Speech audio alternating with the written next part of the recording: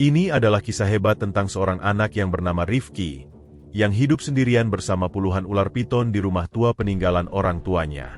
Namun, ketika sebuah perusahaan properti besar ingin membangun apartemen mewah di tempat tinggalnya, Rifki harus menghadapi ketidakadilan dan perjuangan yang menyayat hati.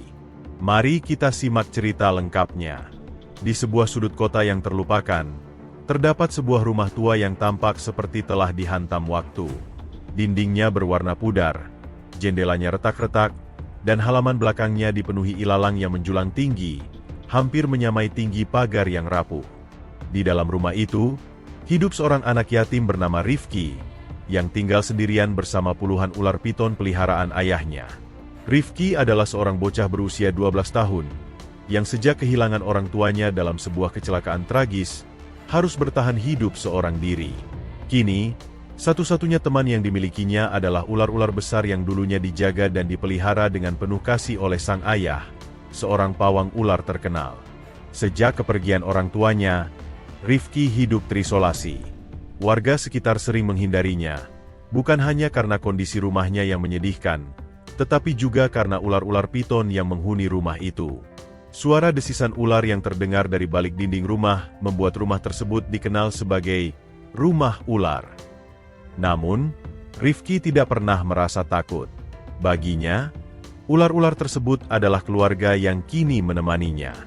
Setiap pagi, dia dengan hati-hati membersihkan tubuh ular-ular piton itu dengan kain basah dan memberi mereka makan ayam atau ikan yang ia beli dengan hasil mengamen di jalanan. Di malam hari, ular-ular itu sering melingkar di sekeliling tubuhnya, memberikan rasa hangat dan seolah melindunginya dari dinginnya malam. Namun, kehidupan Rifki penuh dengan tantangan.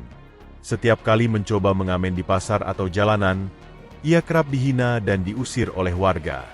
Salah satu peristiwa yang tak terlupakan adalah ketika seorang pedagang di pasar suatu hari berteriak dan mengusir Rifki dengan sapu. Rifki hanya bisa diam, memungut uang receh yang jatuh, dan pergi dengan langkah lesu. Pada suatu pagi yang berbeda, suasana di sekitar rumah tua Rifki berubah drastis.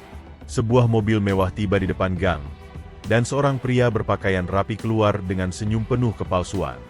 Di belakangnya, beberapa pekerja membawa peta besar dan papan bertuliskan, "Pembangunan apartemen mewah dimulai."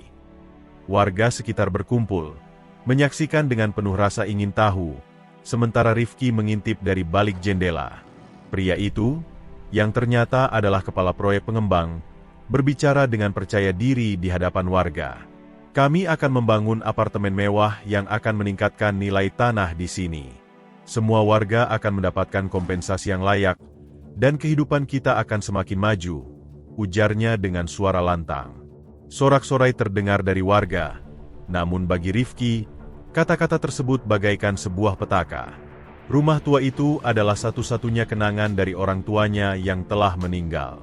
Tidak ada tempat lain bagi Rifki untuk pergi. Dengan penuh keberanian, dia melangkah keluar dari rumahnya dan mendekati kerumunan. "Pak, rumah ini tidak boleh dihancurkan," kata Rifki dengan suara pelan namun penuh tekad. "Ini satu-satunya tempat saya tinggal." Semua mata tertuju pada Rifki, dan suasana seketika menjadi hening. Kepala proyek tersebut menatapnya dengan senyum mengejek. "Anak kecil, rumah ini sudah tidak layak huni. Kami akan memberi kamu uang yang cukup untuk pindah, jadi jangan khawatir," jawabnya dengan nada merendahkan. Namun, Rifki menggelengkan kepala dengan tegas. "Saya tidak butuh uang. Saya hanya ingin tetap tinggal di sini," ujarnya, masih dengan suara yang sama. Kerumunan mulai berbisik-bisik. Namun Rifki tidak peduli. Ia kembali ke dalam rumah, berusaha menenangkan perasaan yang gelisah. Di sudut ruang tamu yang hampir runtuh, Rifki duduk di samping foto usang ayahnya yang tergantung miring di dinding. Kenangan tentang ayahnya, seorang pawang ular yang dihormati, datang kembali. Dulu, rumah ini bukanlah tempat yang menakutkan bagi warga. Ayah Rifki sering mengundang anak-anak untuk datang melihat ular-ular peliharaannya, mengajarkan mereka cara menyentuh ular dengan lembut, bagaimana memahami gerak-gerik mereka, dan yang terpenting, bagaimana menghormati makhluk hidup tanpa rasa takut.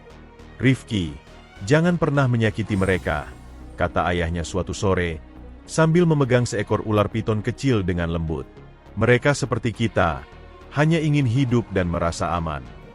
Pada waktu itu, Rifki masih sangat muda, mungkin baru berusia 5 tahun. Dengan tangan yang gemetar, ia mencoba memegang ular itu untuk pertama kalinya. Piton itu melingkar di lengannya, membuat Rifki tertawa kecil. Mereka lembut, ya? Katanya dengan polos. Ayahnya tersenyum sambil mengangguk. Lembut, seperti hati kita seharusnya. Jika kita baik kepada mereka, mereka juga akan baik kepada kita. Malam-malam di rumah itu selalu dipenuhi cerita-cerita dari ayahnya. Tentang perjalanan panjang menangkap ular di hutan, bagaimana ia menyelamatkan seekor piton dari jebakan pemburu, hingga kisah pertama kali membawa ular ke pasar sebagai atraksi. Rifki ingat betul. Ayahnya selalu mengingatkan bahwa ular-ular ini akan menjaga mereka, asal mereka menjaga ular-ular itu dengan baik. Namun kebahagiaan itu tidak bertahan lama. Suatu kecelakaan tragis merenggut nyawa orang tua Rifki saat dalam perjalanan pulang dari sebuah pertunjukan ular. Rifki yang masih kecil hanya bisa menangis di sudut rumah, dikelilingi ular-ular peliharaan ayahnya yang seolah turut merasakan kesedihannya.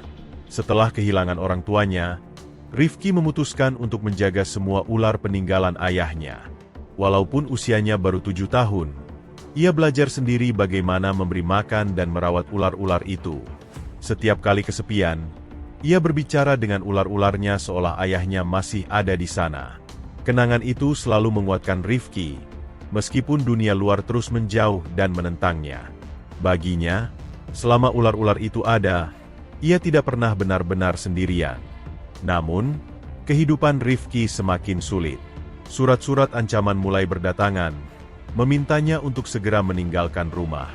Beberapa warga yang tergiur janji kompensasi besar mulai memandangnya dengan tatapan dingin. Mereka bahkan mulai menyebarkan rumor bahwa ular-ular piton di rumahnya membahayakan lingkungan. Suatu malam, sekelompok orang tak dikenal datang dengan membawa jaring besar, berniat menangkap ular-ular itu dan merobohkan rumah Rifki. Rifki yang terbangun oleh keributan, berlari keluar dan melihat rumahnya dikepung oleh mereka. "Tolong jangan sakiti mereka," teriak Rifki, air mata mengalir di pipinya. Seorang pria besar, penuh amarah, mengacungkan besi panjang ke arah ular-ular itu, mencoba menakut-nakutinya.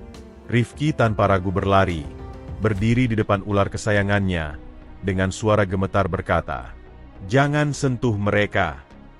Dalam kekacauan itu, seseorang mendorong Rifki hingga terjatuh. Tubuh kecilnya terhempas ke tanah dengan keras. Keheningan tiba-tiba menyelimuti tempat itu. Semua orang berhenti bergerak, menatap Rifki yang tergeletak tak bergerak di tanah.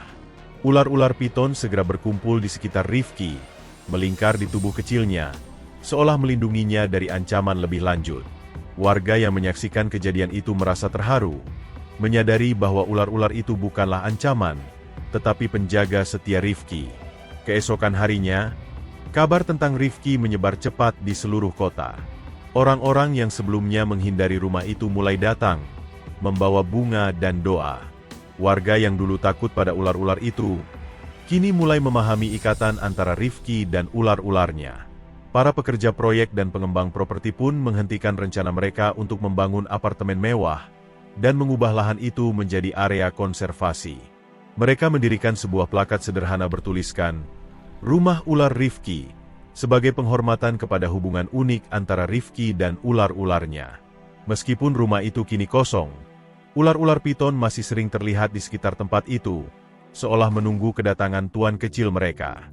Jangan lupa untuk mendukung saluran ini dengan menekan tombol subscribe, like dan share video ini, agar semakin banyak orang yang bisa menikmati cerita-cerita menarik lainnya. Terima kasih telah menonton, dan sampai jumpa di cerita berikutnya.